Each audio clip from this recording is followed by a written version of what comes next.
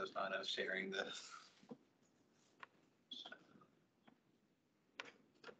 Perfect. All right. Okay, cool. All right. So we'll go ahead and get started. So we'll start off with attendance. Bill Lesage, Chair. Stephen Ward, Council Liaison. Josh Newell, present. Rita Russell, Council Liaison. Jenny Nolan, Budget Administrator. Jackie Lowe, Finance Director. Tyson Thornburg, Budget and Financial Analyst. Trudy Pete Grass, Procurement. Tim Dodd, Deputy City Manager. Jerry King, Director of IT. Joe Eisenberg, Deputy Director of IT. Christine Hart, Accounting Supervisor. Kevin Eagles, Finance Manager. Suzanne Dirksen, Budget Advisory Committee. All right, and on the phone,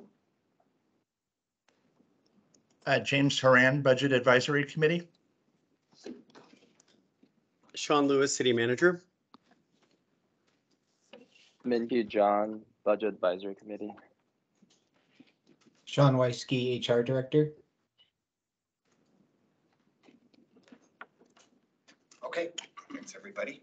All right, so approval of last month's meetings, minutes from December 20th.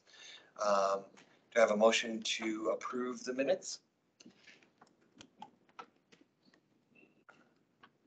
I'll move to approve the minutes. Thank you. A second? Yeah, second. Okay, all in favor? Aye. Aye. Any opposed? All right, I think we're all set to move on to today's business.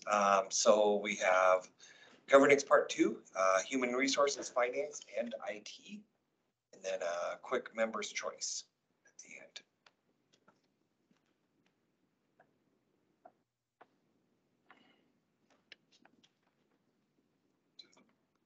So I don't know, Tim, did you want to go over the outcomes, or it's basically the same as last month's? Yeah, same as last month. I guess I will just say that we, as most of you know, in years past, we broke this governance up into 2 just because there are multiple departments that fall under here, and just that I really view governance as the foundation that everything else that we do as a city. So without a strong foundation in areas like finance, HR, and IT, it's hard to work on things like sustainability or neighborhoods or safety or community well-being. So that's really how I think about it.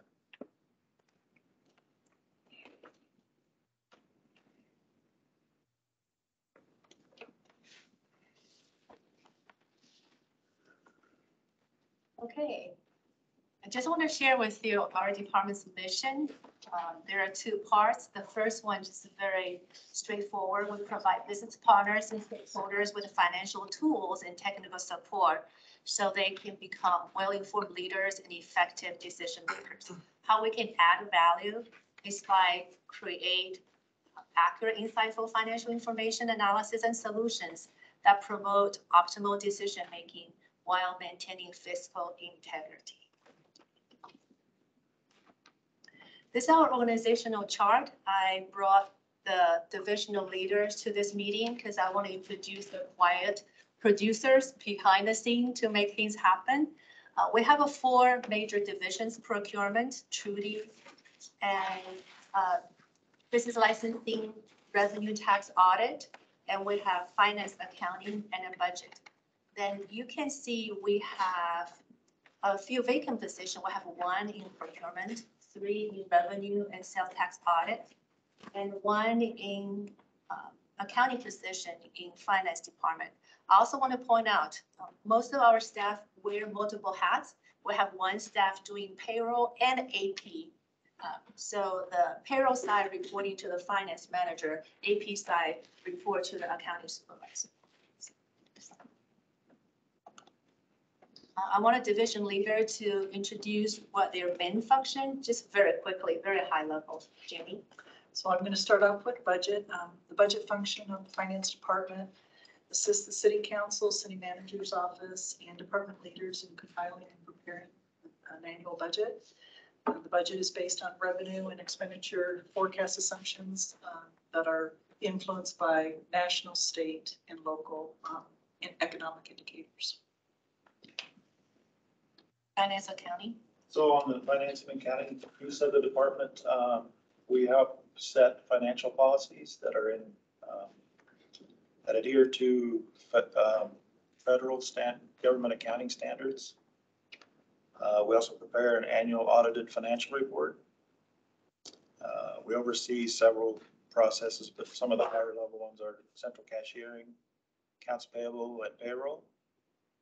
We're also in charge of the city's investment portfolio.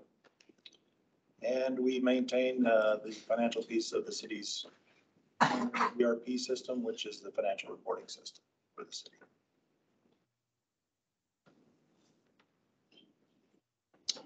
Under the revenue and business licensing function, this area oversees the enforcement of our business licensing requirements that are outlined under Title IV and Title V of the Englewood Municipal Code. Enforcement includes, in part, responding to business inquiries pertaining to the Englewood Municipal Code and ensuring that businesses are following the requirements established by sales and use tax remittances. And then I'm Teresa Gress in procurement. Procurement is responsible for enforcing the procurement policy citywide, as well as ensuring transparent procurement through the contract process, the solicitation process, managing the PCAR program, as well as maintaining supplier relationships throughout the city. Yeah, these are just a selective major accomplishments. Who's responsible for this? Just give a very quick highlight. So some of the awards we received, each year we apply for the Government Finance Officer Association Certificate of Achievement for Excellence in Financial Reporting. That's a mouthful. And also the Distinguished Budget Presentation Award, and we received both of those last year. We also assisted Utilities and Public Works in some fairly large financing pieces. Water and sewer funds borrowed $60 million worth of federal grant money, or federal loan money, pardon me. And the Stormwater Fund borrowed $26 million in state loans. We are working with utilities and public works as well as citywide departments on some new system implementations, including the new utility billing system. And we did complete the financial piece of the new fleet maintenance program. On the new utility billing system, are we going to be able to do automatic payments for utilities online for sign up? Yes. Yeah, that's very exciting. Glad to hear that. It's exciting. It's exciting for the cashiers. Yeah. I get a reminder in my phone every month I have to do it, so. Yeah. I go online and pay, like I have the date in mind, and then I get the bill in the mail the next day.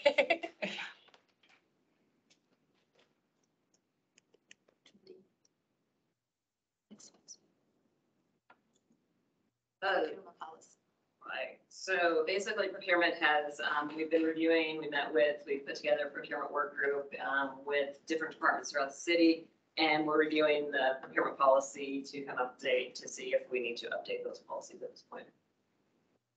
And our travel policy has been rewritten and will help us to ensure that we are using the best means possible to reimburse employees for travel.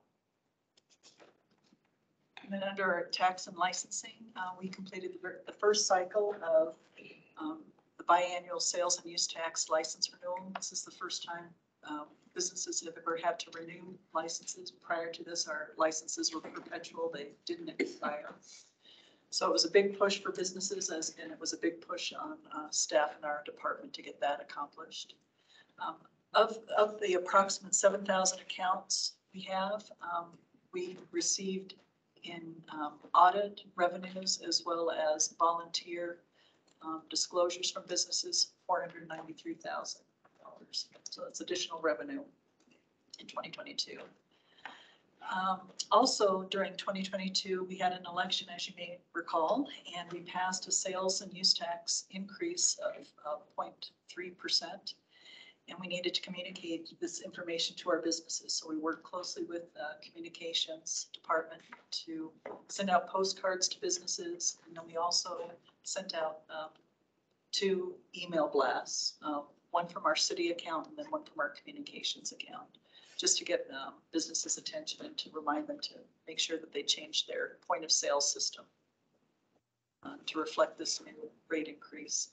And we also inform businesses of other changes taking effect, like our waste transfer surcharge increased 50 cents per cubic yard to 63 cents per cubic yard, as well as the new bag fees that that's being implemented this year.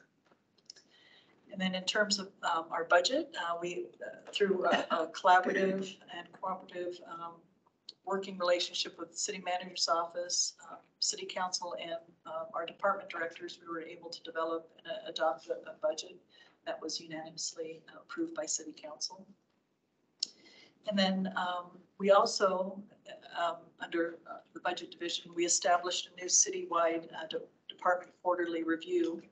And we wouldn't have been able to do this, but because we have added the new budget and financial analyst position, we were able to start meeting with departments and reviewing their costs and identifying the economic impacts that were affecting their costs and providing their programs and services. And we'll continue to do that this year and fine tune that whole process. And then on the procurement side, the biggest excitement for procurement was we set up a citywide Amazon account it provides more transparency, reporting, additional discounts to the city. Basically, there was 22 separate business accounts within the city that didn't include the individual accounts. So we consolidated all those into one citywide account. So we're able to track and, see what's being purchased and where that spend is. We also set up a Home Depot Pro account. Again, this allows for additional discounts and back-end rebates based on our annual spend. We revised the PCAR training, so we now have a training video online, as well as we updated the presentation slides. We have defined a solicitation process and documented a checklist for the departments to utilize so they can go through the process and make sure they're hitting all the steps to issue a solicitation. And then the final one is we started to define the contract process and defined our contract requirements to automate the process for our contract management solution.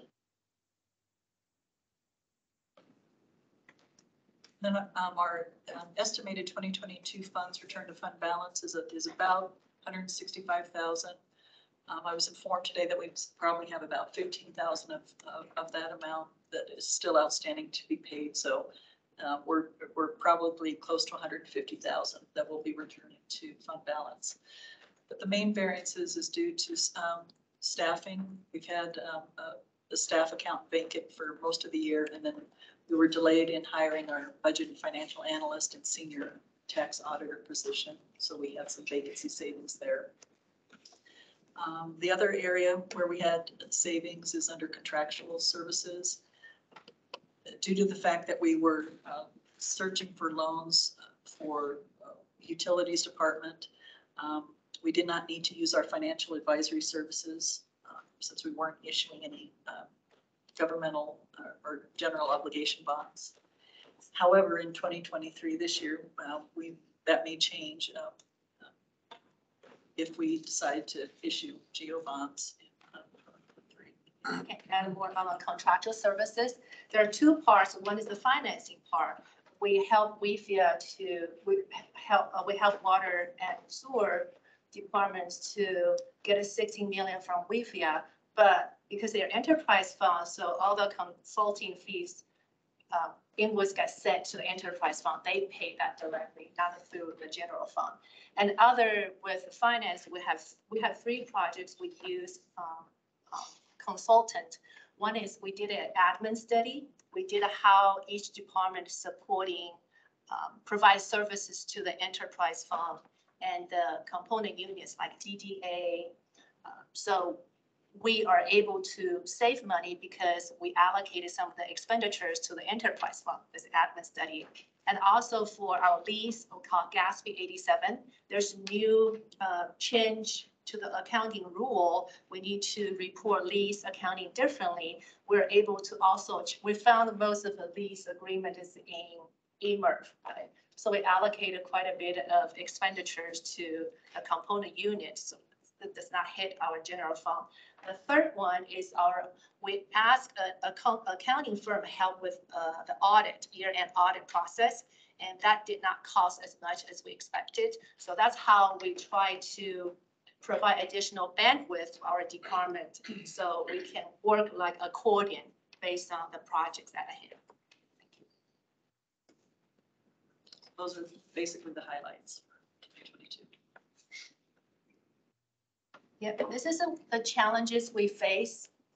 You probably see we have a few vacant positions, and some of the positions are very specialized. So it's very hard to recruit these positions, and we are home ruled municipalities. Some municipalities are statutory, so they can get a sales use tax administered through the state, just like property tax, but we're a home rule. We love the challenge and charm to be the home ruled municipality. So this is one of the challenges we have to deal with.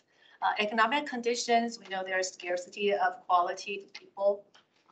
And also we want to find a culturally fit and competent professionals. We want to work, because we need that synergy. We all wear multiple hats. So what we're thinking is, in addition to using consultants, you probably have heard the Shamrock model. You have the core staff, you use contract, you use the manager services to manage your department, all the needs. So we are exploring this model. Definitely we want to have competent staff as a core. Then we have different specialists that can give us the bandwidth and the need depending upon what are the projects, the challenges at hand. So the second one I want, Kevin, do you want to talk about the second? Because I know technical accounting, operational accounting provide another support to the city as a whole. So do you want to talk about the second? And it feeds into that, the challenge of being able to hire anyone and then hire the right people. But across the organization, all departments have had challenges keeping staff. Whenever a new staff member comes on, they need to be trained. And that's not just finance, but finance does play a big part in training people on systems and on procedures and on internal controls. So we're in there with everybody else on that one. Yeah. And also at the recent council retreat, we talk about efficiency and responsiveness. I think we're just like other departments. We have our day-to-day responsibility. We also need to plan for the future. Sometimes our day just put out fires. So it's just a constant challenge. A lot of time, a lot of departments do not know they really need to involve finance as soon as possible. Sometimes it's just very, I would say there's a very cute example. Christine, do you want to talk about a vending machine? That's a very cute example. Okay, go ahead. Which portion of it? No, you know, somebody decides to get a new vending machine and I kind of find out about it after the fact. And as well as IT, it's not just finance that affects, right? They just think, whoa, we want to get healthier snacks to the people coming into the rec center, but that's got to be plugged into a port to be able to take credit cards. And we have to have a contract for that credit card processor, and IT needs to know because it needs to be plugged in on their end. So, you know, at the end of the day, I think all of the internal service departments end up involved in almost everything that comes into the city in one way or another. So it's not just a vending machine sometimes. It's just the one example. Yeah. Yeah. Okay. Do you have any questions for the finance team? How long have those tax audit positions been vacant? It's very recent. Yeah, very, one employee's last day was last Friday. The other employee is leaving a week from this Friday. So just. The supervisor recruited one of the employees and the other found 100% remote position. Yeah. So that's why we feel we need to have contractor and managed services. It's not just us, a lot of home rule municipalities are facing the same thing. And even we have more and more municipalities become home rule. So this is a trend. This is a trend. So we are competing with other municipalities and other industry, because the industry are hiring those tax auditors as well. Like one of the vendor we speak to, they have 600 employees. So there will be a very interesting operating model for us to explore. Do you think there will be a gap in collecting sales and use tax that would otherwise be recognized by those auditors? No, we are also working with City Attorney's Office to revise our code. As I shared at the council retreat, our codes are so old that really does not give us the protection of weapon. For example, our code still have computer, but now we have service, software as a service. They will debate with us. It's a service. It's not a Tangible first computer.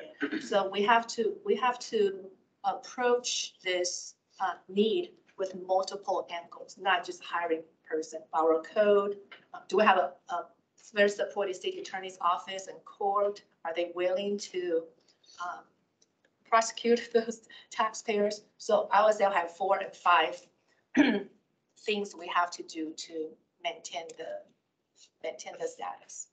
Aside from warm bodies. Correct. Thank you.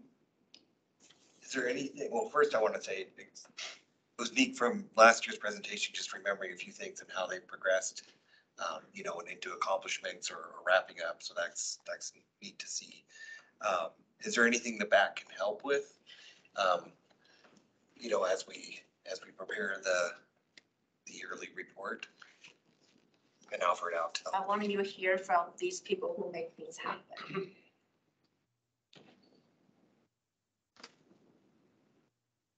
Well, I think it will all just depend on the timing for the code implementation, but we would, you know, things that we bring forward to council. Yeah. We'll be very thoughtful about those changes, not only with our department, but the city attorney's department. Just, you know, support us in those measures. Help us, you know, in terms of helping HR and, you know, recruitment issues that we were having the best way we can. Of course, we all know we have a limited number of funds available, so do the best we can with what we have. Yeah. Okay. It's going to be an interesting dance because our department's not the only one speaking this or singing this tune. So. Yeah, I'm sure. Okay, thanks. Thank you. All right, so it looks like I'm up. So I'm Shawn Weiske, the Director of Human Resources. So it's great to be here with you all tonight. And so I will get into my presentation. So department overview. This is the mission of the HR department to exhibit dynamic leadership and strategic partnership with departmental leaders to plan and implement human capital solutions to the city's business goals by providing and facilitating employee-related services. And then it goes on to list the gamut of HR. And department structure. Mine isn't as nice as as Jackie's, as you can see, we do have 3 different sections in HR. We have the HR strategy or operations, and that is the functional areas of HR where we house the training and performance management, class and comp, recruitment, and that's also the HR business partners that partner with our various department leaders for strategic analysis, guidance, all sorts of interesting things that team works on. Then we have our benefits division. Both of those positions are currently vacant, although we have a benefits experience partner starting on Monday. So we're very excited about that. And then we have the administration side. We have a department assistant and then a data and record specialist, which is a part-time position.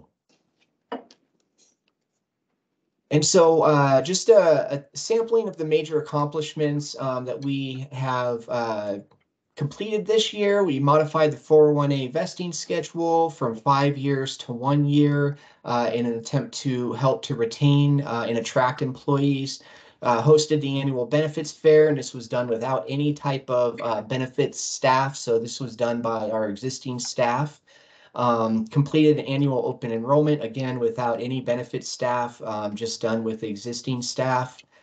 We started the process of building a new compensation classification system, and that is expected to be implemented in Q1 this year. Negotiated successor contracts with both of our labor unions, processed and hired over 400 part-time, full-time, and seasonal staff. We initiated a new lunch and learn program, and I believe we've done 5 of those since the start of the program this year. We created and implemented a language pay program and expanded the city's flex work policy. All right, so 2022 funds returned to the fund balance. We have returned approximately 68,000. A large portion of that was coming from the personnel section. As I mentioned, right now we do have 3 vacancies, but we were operating at about 50% capacity for a large portion of the year. So that's where that salary savings is coming from. As you can see, there's a little bit of money coming out of commodities. We were under on our contractual professional services. That's because we had to find contractors in order to process the benefits function of the city throughout the entire year. So we hired someone to enroll people when people come on board and when people exit the organization to process those transactions. That's a big portion of that money right there. Which totals about $68,000 in the grand total being returned to the general fund there. And challenges faced, as finance just talked about, staffing. We did have a difficult year in HR. It's been difficult to recruit and retain staff.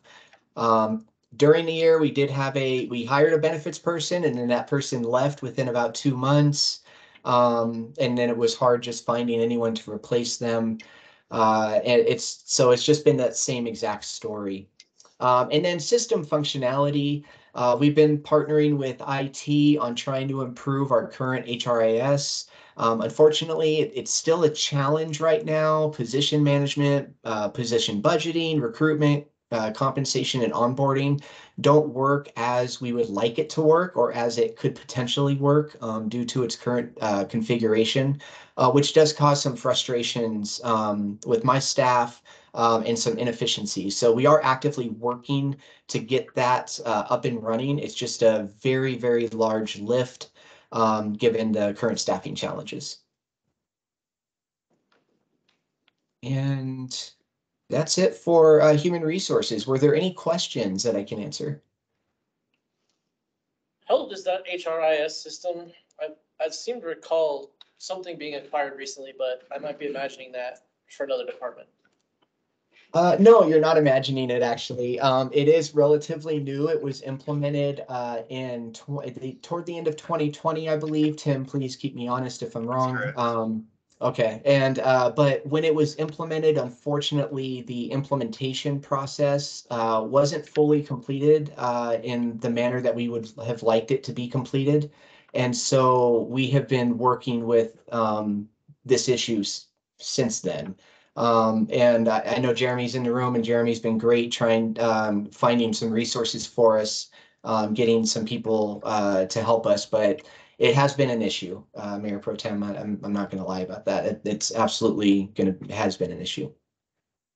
I'll expand on that. So the contract ends this year right now. So when they implemented the system, what they did is they took the Tyler system that we were working with and crammed our processes into this system.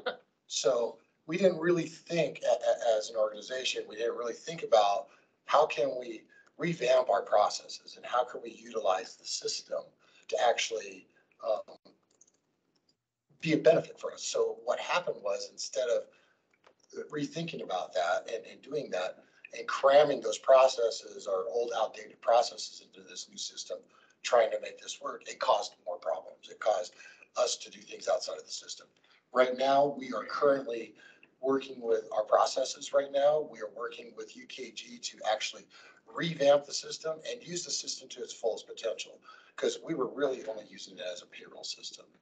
And unfortunately, it's not going as fast as I would like it, but trying to get people's schedules in, trying to understand the processes. We have other meetings because we're in this crunch of having to renew it. I want to have more of a decision of going forward, or we might just renew for a year to buy us some more time. So it is an issue. There is some things that they plainly just doesn't work, but they have other products that actually do work, and we need to evaluate what those costs are.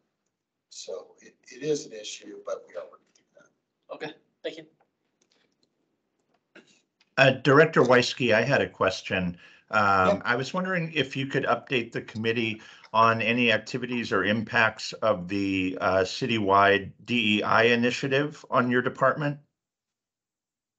Yeah, so the DEI representative for HR left back in August. So since then, the committee has been on a hiatus since then. So there hasn't been necessarily a lot of work moving forward over the last couple of months, unfortunately, on that, just due to staffing. Thank you. So we've heard a lot about trouble finding qualified applicants for positions. Does the city have any sort of like development programs if you see a high performing employee in one area that might have potential to be trained up to a position? Is that even an option or a feasible thing to try and close the gaps on some of them if we have internal people that we can train to replace these really difficult positions to fill? I mean, that's a great question. Right now, we don't have that type of system set up.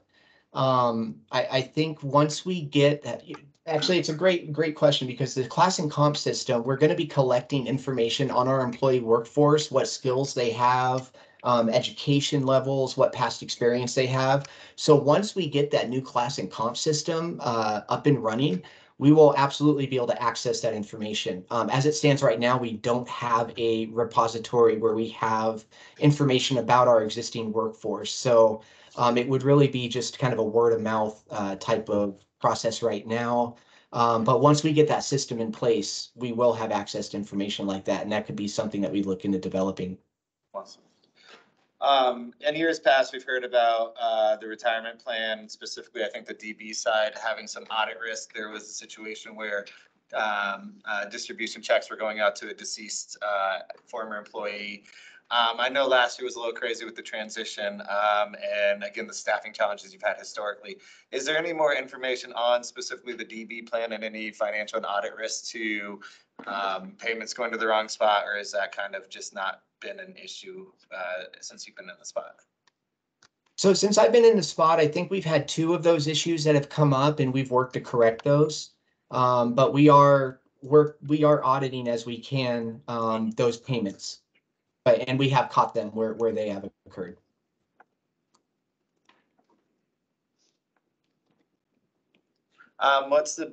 If you could offer any additional benefits to attract employees to the city of Inglewood, what would you think would be strong benefits to get more people in the door to help with some of the staffing challenges outside of, we wish everyone could pay more and that inherent challenge?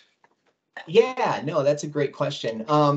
You know, I think that right now, flexible working environment is probably the #1 thing out there that we're seeing in the market that people want. As Jackie just referenced, she lost one of her staff members to a fully remote position. I lost a staff member to a fully remote position. So I think that the city doing what we have done, I think is great. Moving forward, we have a great policy, and I think it's one of the more progressive policies along the Front Range as far as flexible work goes. And as a city, we can't always have flexible work or remote work. But I think that where we can, we should lean in on that, because really right now, that is the hot benefit out there in the market. And the more that we can leverage that, and the more that we can advertise that, hey, this position is a remote or hybrid eligible, where you can be home 3 days a week, or whatever would be conducive for that role, I think puts us at a competitive advantage, especially with other municipalities up and down the Front Range. When it comes to the private sector, it's always going to be hard to compete because they don't necessarily have to have a localized workforce here. They can be distributed throughout the entire world a lot of times. So that would be what I would want to think we would focus on. The other thing is health benefits. This past year, we did go out to bid to see what additional carriers we could bring into the city. Unfortunately, it was cost prohibitive to bring someone else in. We plan on going back out to the market this year to see what we can do to enhance those offerings to our employees. But I think that health insurance is going to be that next big item on everyone's agenda. So those two items, I think, are areas that I would want to focus on. And like I said, we tried to do it, but it just was cost prohibitive this past year.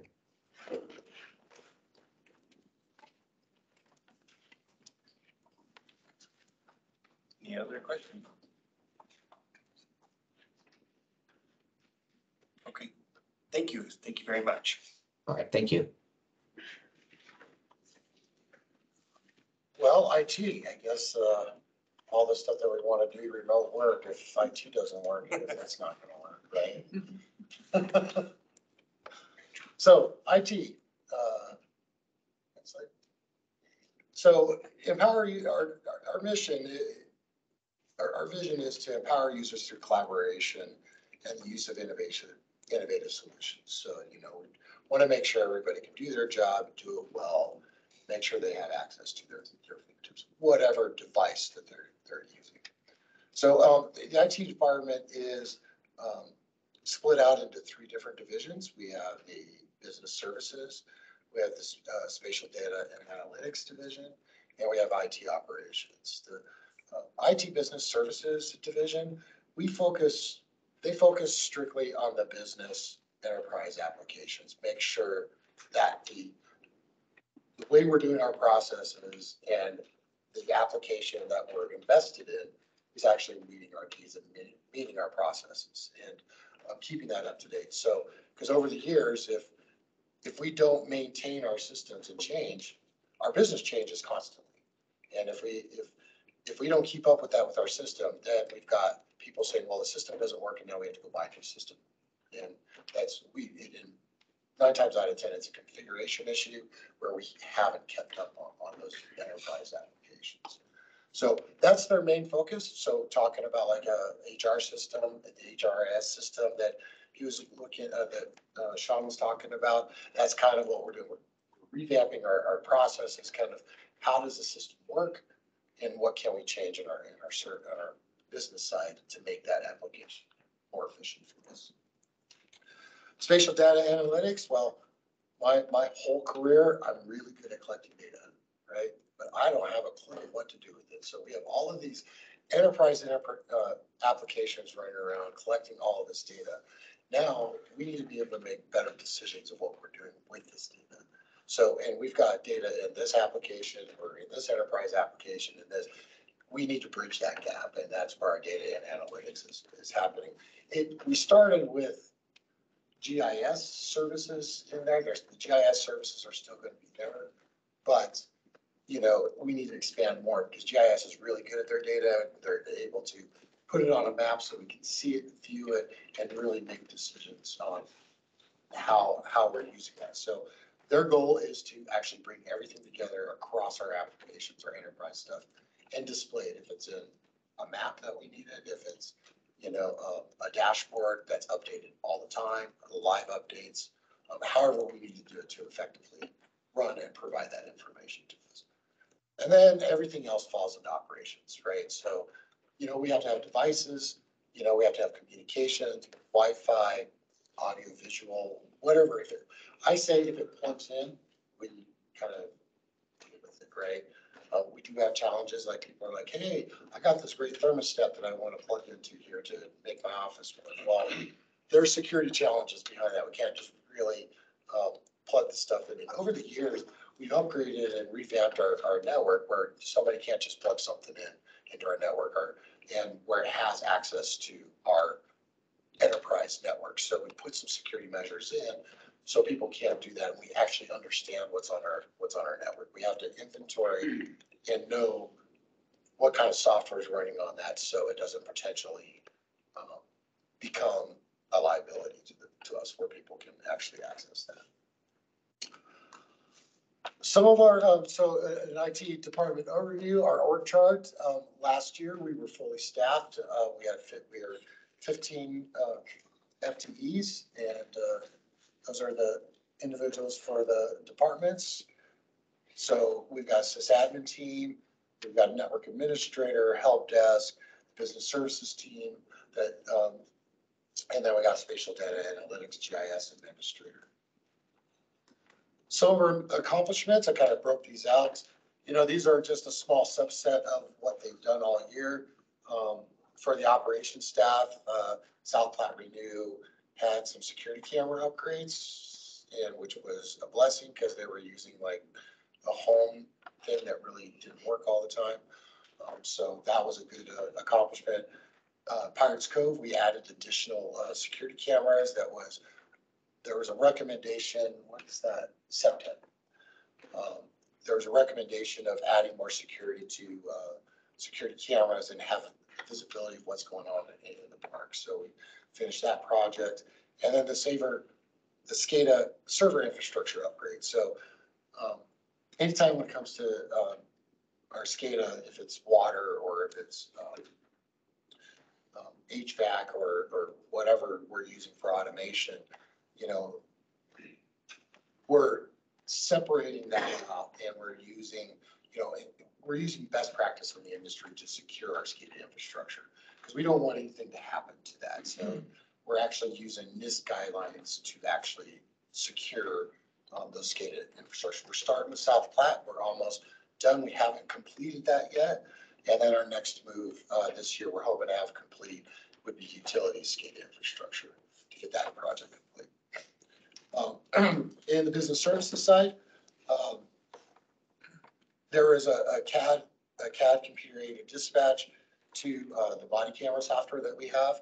So what we have an interface that, you know, it brings in all the information from the software and gets it brings the information from CAD and I'm going to think of it which way, from CAD into our body cam software, so we know what the report numbers and all the other information, the officer, and I put it in with the actual record. So what happened is the officers actually had to do that manually. So now that interface is in, and people are able to use that. Evidence software, we've migrated our evidence software to the cloud. Problem is we're getting into this industry with phones, all this digital stuff, and it's blowing up our storage. So we chose to put it in the cloud instead of actually buying more hardware to store all this information. There is an accurate migration to a brand new platform that this team is proud of. It's basically crime analyst software that, you know, the crime analysts use and the investigations use. And what's nice about this software is that it's not just, you know, the PD, the Inglewood PD.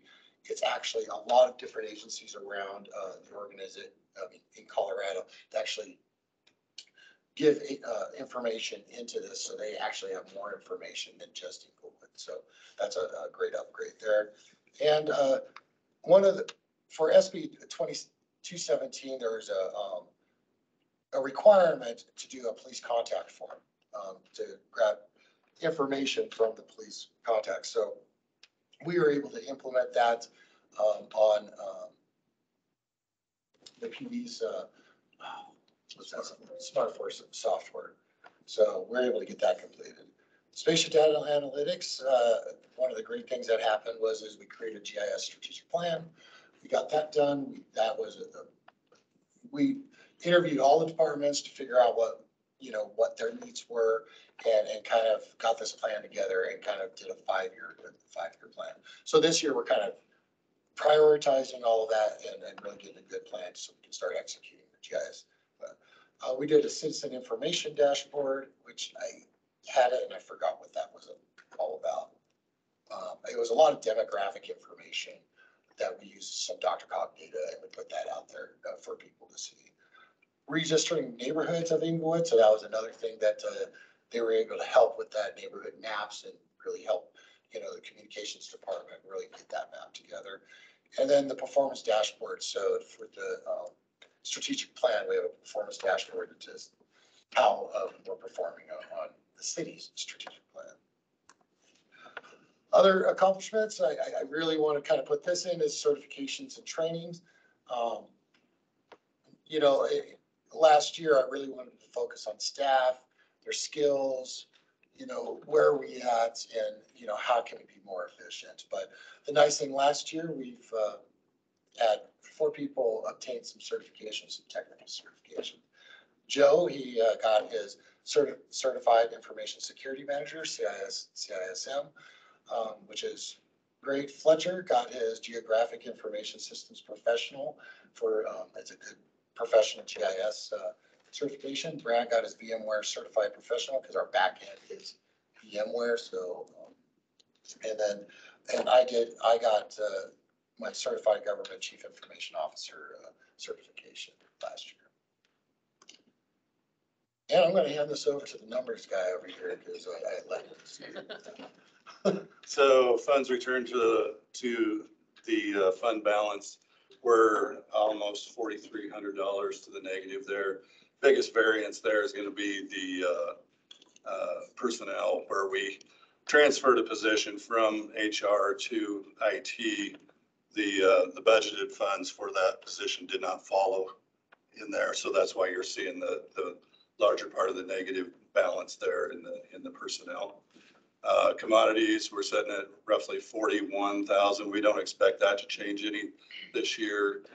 Contractual, we do expect that number to go down roughly 25,000, just cleaning up some invoices coming in at the end of 2022. And everything else should stay about the same there.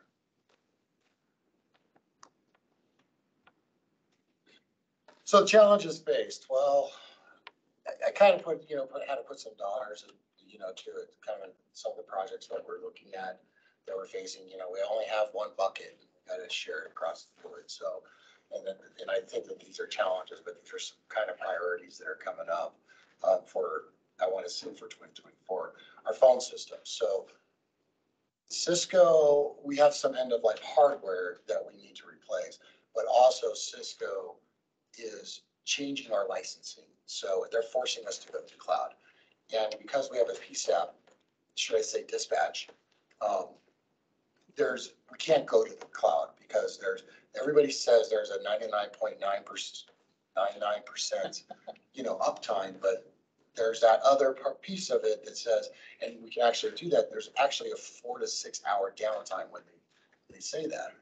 And for a cloud provider, that's not good enough for a dispatch center. So we have to keep an on-premise phone system. So that's one of the things that we're faced with right now.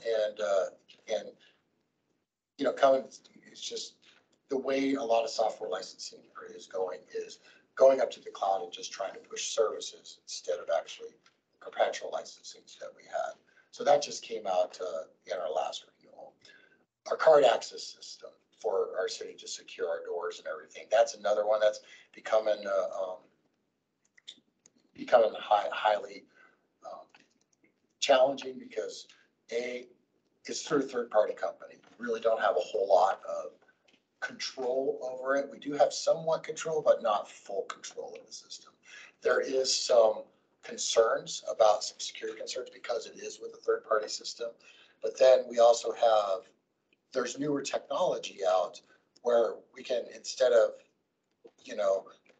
issuing a card, we have stuff that uses the NFC on your phone, which in turn, we can email you a key and your phone can unlock it.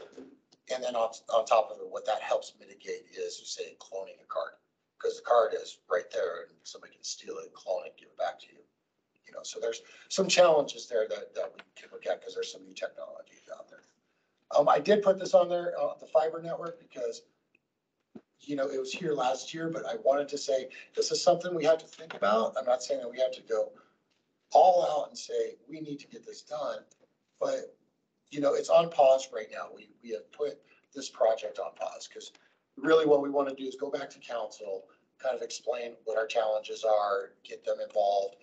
You know, why is it fiber so important? Get the state in to talk a little bit where their position is. So we're working on getting, I'm working with the state to try to get in, to have a conversation and then kind of get a direction from council. Do we want to go down this road? Do we not want to go down this road? Where is it that we want to be? Do we want to, you know, I mean, there's some pros and there's some cons to it, but you know, we've had some council turnover and, you know, there's some new people on there. I think it's best that we get their direction.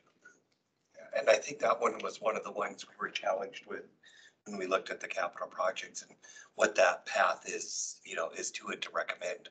Right. Either way, from a committee perspective. Right. I mean, my biggest thing was the way we used to do it way back when was you would write up, you know, we'd draw the fiber network on a napkin and go get a permit for it, right? You know, a lot of changes has happened with SUV and, you know, in 2019 and some of the requirements to get that done. So the idea was, all right, we need to take a step back. We need to do a full comprehensive design. You know, what is this network going to cost us to build? Because, you know, we can always throw money at it, but do we have an end goal, you know? So that was the whole idea of getting, you know, the design done so we know what the full cost is going to be. And because it's not a small cost, you know, and it's going to have to go, I mean, the design, excuse me, is a $20 million project. So and you can't just do $20 million in 1 year. So we have to spread that out. So, but the reality is we need to figure out with council what their direction is and what their priority is, right? Because all that money is shared with the streets and everything else that we've got going on. And of course, I had top 3 projects and I had to pick 3 because it said top 3. I've got others on there. But we are working on this year doing a storage area network upgrade because our other one's end of life. We try to get our upgrade in our networking equipment anywhere from, you know, 5 to 8 years. We try to get their lifespan out to that for our hardware there. Our end of life servers, they're coming. They're about 8 years old right now. I believe it was 2013 that they did. So we need to upgrade those this year. And then some more security camera upgrades. So we got a project that we did some stuff for the rec center, for the upstairs of the rec center, and then some more cameras here at the civic center that we're kind of trying to identify of what we've got. So, and then also SCADA and some other things. Any questions? Sorry, I keep thinking I'm doing this here. Yes. You know, I think it's important that we take care of our security and our safety, and I hear that often. And we've been a part of some of the cameras that were done last year and some other things. So that said, it's awesome that you guys are taking that as a high level concern. And to go back just from the highest level, you know, what else do you see the fiber network being able to provide us from, call it, a greater security standpoint? Well, I mean, anytime when it comes to video, you're talking high bandwidth, and we don't know what we have in store for the future. We got 4K, 8K, you know, anytime all of that quality is going to be going up. So that's just going to increase our bandwidth of what we need. Right now, our water infrastructure, you know, all of our sites out there in the remote sites, we don't have, you know, security, or should I say cameras up there, so we can actively see what's happening and what we've got going down. We do have one where they have a spotty shot, but you know, it's up and down. Fiber gives us that reliability. Wireless technology, it's just going to get more crowded and more crowded and more crowded, and it's not going to be able to support network needs to do that. Traffic, I mean, what's happening with autonomous vehicles, you know, I mean, we got to get that information back really quickly back to a server so it can make decisions of what car's in front of them, you know. So there's a lot of things that, you know, fiber, not just enterprise applications, that it's doing for us to make all of that happen. So I mean, in the future, I can, just the way we're using digital technology, video conferencing, all of that, it's going to become some issues, but, you know, with some companies, what's nice about the fiber, you know, where you can, it's really just changing out the endpoints. It's going to last us, you know, 30, 50 years if we put it in the ground. And as technology changes, we're just changing out the hardware on the ends to make sure that we're keeping up with the technology that's there, that's demanding at that point in time. But we can lock doors, I mean, all of that stuff across the cities. Well, I know we'll look forward to following that, so. Well, and sharing that. so on your comment of kind of taking a step back, I think that's going to be really useful because our conversations over last year and even the year before, well, last year was the first year we did capital projects, but was specifically how do you assign $1 million for 20 years out of a small fund that's, you know, 25 to 33% of the fund many years. And so like making that long-term commitment without knowing where that financing is coming from is really difficult from us from a advisory aspect to say, yes, that's worth it. But this is where, you know, is there opportunities to tap into any retail side where consumers can tap into the fiber that and or they two lines so you can work with a provider trying to get in. And that's the type of stuff I think if we could have a project to approve to have more research around what the total project looks like, the total cost, that's going to make it a lot more of a conversation that we can say find a way to find alternative funding for this because it is important for, especially as we're considering our hiring challenges and, you know, being able to support remote work and more things like that, having a strong infrastructure helps out with that. So, Well, essentially to lease dark fiber. Yeah, potentially. What are the options? What's plan A, plan B, plan C of it? And so having that type of information, I think would be a lot more useful for our future conversations around it as well. Right. I mean, we have talked, I mean, I think it was last week or the week before, I did have a conversation with the state of Colorado because of that federal funding and all of that. And they kind of, their opinion is that we are served. We're a served community, right? So, and that federal funding is reserved for the underserved or unserved communities, which, but there's other things that we can also look at. I want to work with our utilities department to say, hey, we've got this infrastructure built, you know, and we could probably tie in some communications that we need to get to some stuff. Or I've known with Dr. Cog, there's some stuff for traffic that we can build some of this stuff out using these other avenues. But, you know, it's a matter of just trying to find where that funding's at. So, I mean, because like traffic and SCADA, you know, the industry is, they don't want it to be on traversing over a third party provider, basically. So CenturyLink does not give dark fiber or anything like that, where Comcast does. We just went to council on dark fiber, but that's not a redundant link. That's only one company. But you know, if we're running traffic over, you know, CenturyLinks, it just, you know, it's just not best practice for, you know, those types of networks to be running over a third party provider. But yes, I understand that. But the options A, B, and C. Yeah, I'm excited to see what it's going to develop into because I do think it's a massively important project for the future as well, and finding a way that we can make sure that it gets the right focus and dedication to it and resources for you guys. Yeah, great. I even feel like even just, you know, knowing, like you said, the step back and the evaluations, I think something we can consider from a highlight perspective, because that's so important to the community, you know, and hopefully, you know, long-term, you know, what the findings and everything that comes out to it is also that communication out to the citizens of why this is good, you know, and here's all the work and research we've done and how we're finding money in those things.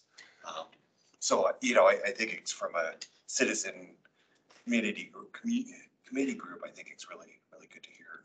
Yeah, I mean, the idea when we did the design was to try to get, you know, the end goal, actually our facilities was one, a lot of that, but, you know, we also had to think about how do we get more competition out into our community, right? You know, provide more low cost internet service to our citizens. And so that's the whole idea that, you know, we have the backbone, because if we have the backbone, there's a possibility of leasing out to these internet companies, to provide that service, because that's the major cost, and that's why they don't get to your house, because they don't want to invest that. They can't, what they can't do is justify the cost for like three blocks of homes to get there, so they won't get to your house. Well, if they have something in the middle to provide where they can maybe lease out or have an agreement with, there might be a possibility to get there, but it just opens up opportunities. That's what I'm saying. Thank you for that, all the detail. I'm curious about the capital numbers, because I just looked at the 2022 capital improvement plan. And looks like we authorized $540,000 in capital improvements for the IT department. But when we look at the slide that shows capital expenditures, it's like $3,400 or something. That's because the capital are in different funds. So this is, you're just looking at the general fund. Okay, these are just general fund capital. Okay, that makes sense. Yeah, that's in the 5-year plan, the bigger numbers that we've got going on. I thought that might be the case, but I want to check on it. So you guys have actually done pretty well on staffing. What do you think's been anything specific to your ability to keep a full staff throughout the last year? Vision. I want to say with the staff is vision and culture was the number one thing. Is last year we focused strictly on culture, on how we communicate with each other, and how, because you might accept a conversation one way and I might give it a different way, and that could cause some problems. But we really focused on how we communicate with each other, given a good vision, a good end goal for the staff to meet. And I think that's worked out very well to retain that staff. I can tell you that it is hard to find qualified people out there. We did have a couple people leave, but we were able to fill those positions. But it wasn't easy, because we had some positions open for a long time and people weren't applying for those positions. So it's tough out there to think about that. It's okay if I just add something really quick to that about, I'm not sure exactly what the trends are, but really from November until now, specifically with trade type jobs and technical jobs across the city, we've had several jobs that were vacant for months without many applicants. And all of a sudden we started seeing applicants who are highly qualified. And so I think it would be interesting to kind of talk to a few of them and see kind of what prompted that. But I don't know if they're anecdotally, what I wondered was, I think COVID really changed kind of the way people approach work. And so I think some people either downsized their jobs or left their jobs. And I think they started to realize the economy may be shifting, some things may be changing, maybe they want to work again.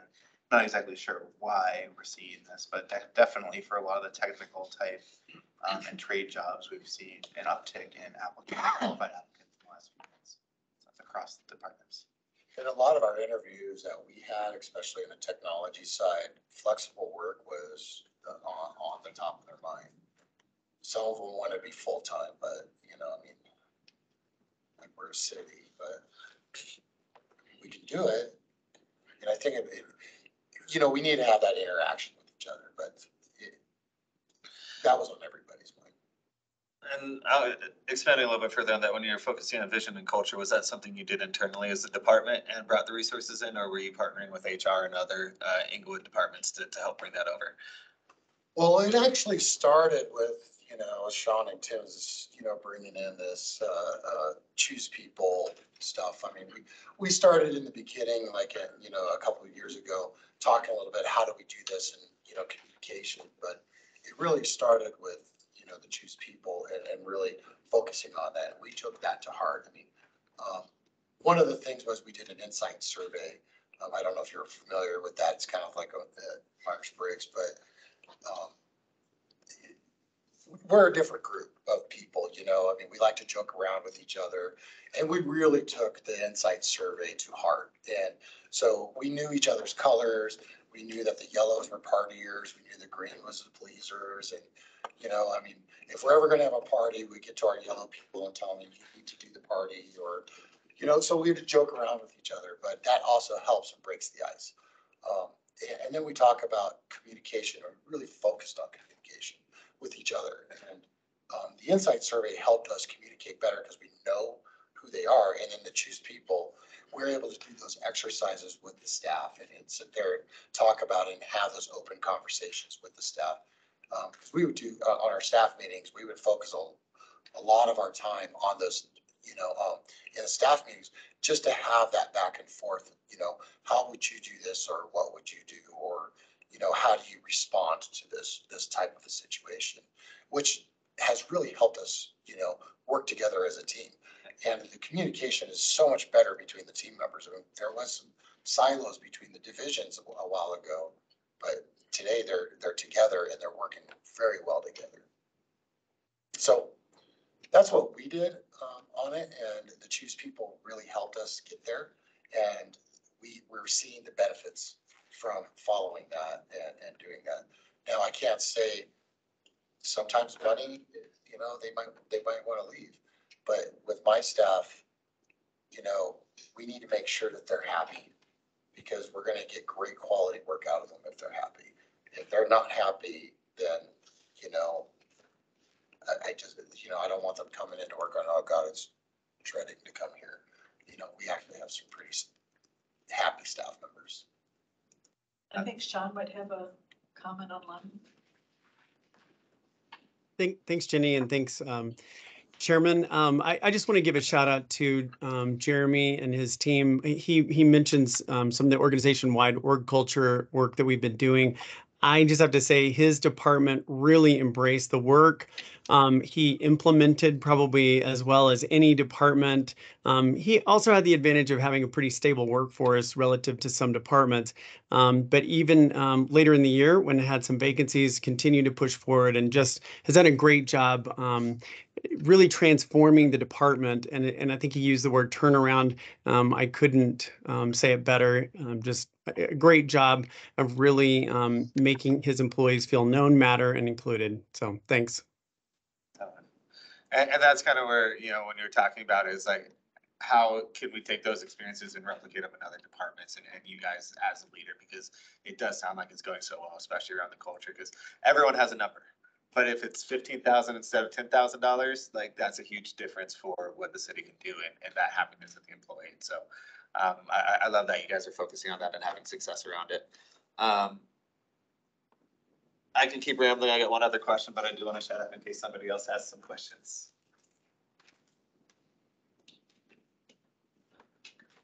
So one thing that is clearly going on is in the IT world, we know big tech layoffs left and right. With that kind of thinking opportunistically, maybe people are willing to do work that they normally would want a equity option or something like that for, especially over the next, can that be an opportunistic time for the city to look at better automations, better, maybe a sprint to improve some technology in order to allow the employees in other departments, HR, and I know the struggles of keeping that staffed over the last several years that I've sat on the committee. I think 70% has been the highest staffing level that department's had as we've sat through these rooms over 2 years. And so is there automations that some of these departments can have that would make them be able to operate more lean? And do we have an opportunity to capitalize that with the wider market conditions with more talent on the market? We absolutely have tons of opportunity for automation, and that's some of the stuff that we're kind of looking at, because right now we have some archaic processes, right, that we need to turn into, we need to automate some of these processes. Those are some of the challenges that we're focusing. I mean, I wish I could do that overnight. Yeah. I wish I would, but we have, some staff, they kind of feel, well, you're taking this job away from me, and this is what I'm used to doing. But we're like, no, it's going to free up your time so you can do these other things. But we have to go through each process. I mean, I wish I could just go do everything at once, but I mean, working on the HR system in the last, I want to say almost a year, trying to figure this out and getting it, it's become challenging, and we're just now getting there to figure out that, but the ultimate goal is to find those opportunities for automation I absolutely agree with that. And I go back to what you were saying earlier about the contractors that can come in and support, especially over a two-year window where we have excess budget coming from a department because we can't get staffing in there. We reposition that to help you guys solve some of the problems and make those existing staffs, their lives a lot better. I mean, I've seen research that shows if your IT system goes down, that leads to workplace unhappiness and people looking for new jobs, like not being able to work on it. And so, just kind of thinking through that lens. I wonder what opportunities we could craft over the next, stretch while the market's in our favor. Or even a hard to use system because it's not configured correctly and it's not working. Yeah, it can make an unhappy employee. Absolutely. Awesome, thank you. Any other questions? Okay, thank you. Welcome.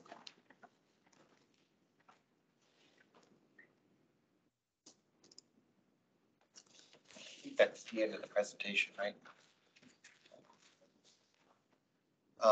So we'll move on to members' choice. We brought this up because some folks were not able to make the last meeting. So the BAC was selected to kind of have oversight in the revenue generated from the sales and use tax that was approved back in November. So really more information to come and what we'll do, and we'll talk about that probably later this year. But we wanted to make sure everybody was aware that that's coming to us. Actually should be pretty cool, something new for us to dive into and help represent. So we don't know really much more than that now, like again, but we'll see, learn more. But any questions or comments? Members? Look forward to seeing some numbers. It's our task. Yeah.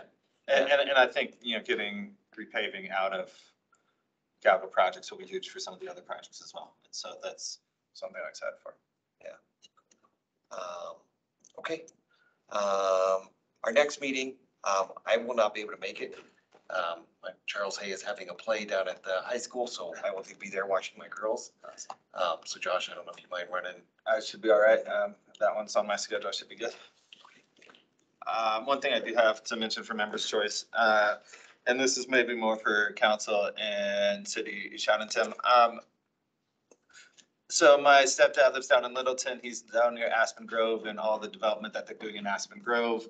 More importantly, he was cueing me into what Littleton's talking about with Santa Fe. Have you guys heard about the conversations they're having around Santa Fe corridor? And I think it's pretty much from Bellevue down to 470. They're basically looking whether that Littleton doesn't want that to be a thorough street anymore. And so they're looking to change speed limits, change traffic flow, things like that, push stuff over to Wadsworth, I think push stuff over to Broadway, and kind of protect downtown Littleton and the stretch down to Aspen Grove as a part of it. So I heard about it again because my stepdad's down there with all the development at Aspen Grove. He's a part of, I think, Revision Littleton or one of the code groups that's advocating for it. But I just didn't know if there's concern about impact, if that is such a massive change to Santa Fe, what it's going to do for Inglewood, knowing that we're the next stop up the road. So maybe we can. First I'm hearing about Littleton's plans, but we can certainly look into it. And it's the opinions that I've heard about council down there and how they're partnering with developers and versus citizens and things like that. And obviously there's bias, but I do think it's something to try and keep our ear to see if that is going to have an impact. But that is one thing I wanted to bring up just in case. So I do have a question. The CDOT study that was just completed, was that in, I mean, and this is for Shawn and Tim, was that in Littleton's plan at the time that they were going to shut down that street? Or Yeah, I'll weigh in on that. That's what I was thinking. Remember, Russell, when that question was asked, is that we just completed the Santa Fe PEL, the Planning and Environmental Linkages Study, working with our partners in Sheridan, Littleton, and Denver.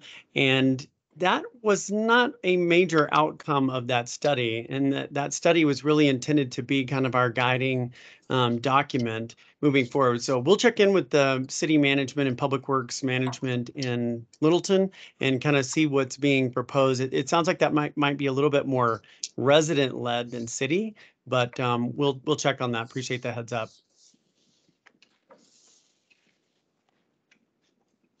Anything else for members' choice? Jenny, looks like you got some. I've got something in, but I'll defer to the members first.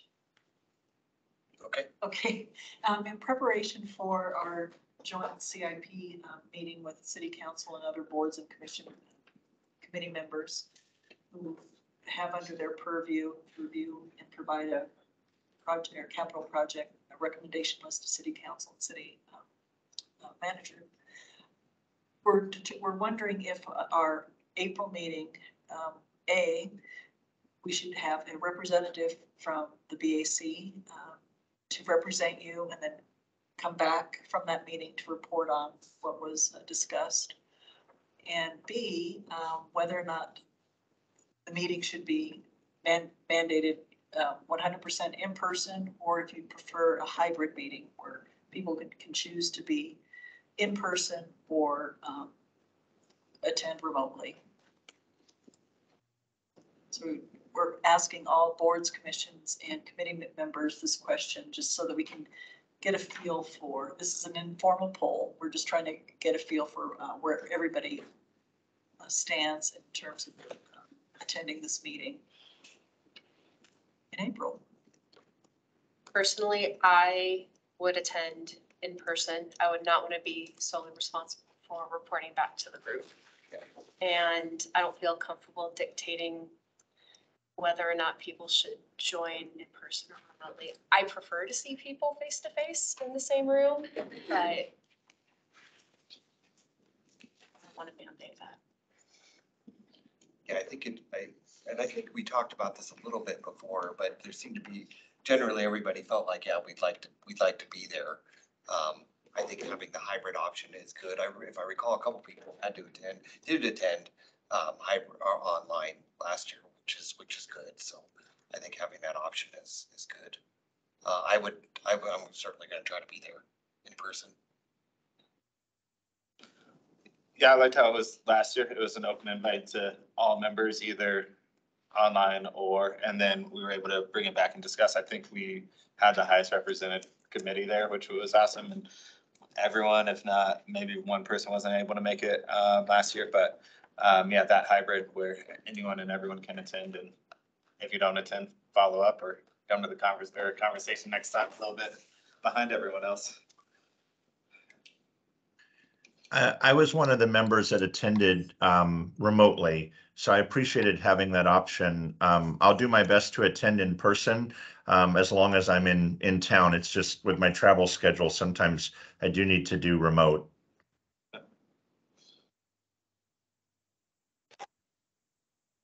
Yeah, I'm in the same boat. I with uncertainty with work and everything, I would like the option to be joining in remote. Okay, thank you. Yeah, thank you. Appreciate your feedback. That organized. It's coming up quick. Yep. Anything else for members' choice? Are we good? All right. Thank you, everybody. Thank you.